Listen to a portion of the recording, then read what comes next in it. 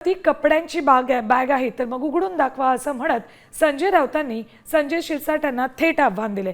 मंत्री संजय शिरसाटांच्या स्पष्टीकरणानंतर राऊतांनी हे आव्हान दिले।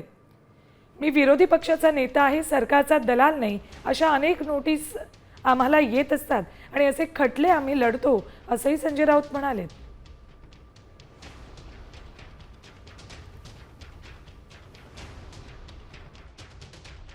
करू द्या ना, कायदेशीर कारवाई माझ्यावरती काय नवीन नाही। आमच्यावर सामनाच्या संपादकांवरती कायदेशीर कारवाई हा प्रकार नवीन नाही। अशा प्रकारच्या अनेक नोटीस आम्हाला येत असतात, सर्वच पत्रकारांना संपादकांना येत असतात आणि आम्ही in the interest of nation आणि स्टेट हे खटले आम्ही लढत असतो। मी या सरकारचा दलाल नाहीये, मी विरोधी पक्षाचा नेता आहे, मी संसद सदस्य आहे, राज्यसभा सदस्य आहे गेल्या 25 वर्षापासून, मी पक्षाचा नेता आहे, मी पत्रकार आहे। आम्ही अशा प्रकारच्या बातम्या किंवा पुरावे दडून ठेवायचे का तुम्हाला वाचवण्यासाठी? कपड्याची बॅग असेल तर उडून दाखवा, जी उघडलेली होती त्यात दिसतंय काय आहे ते।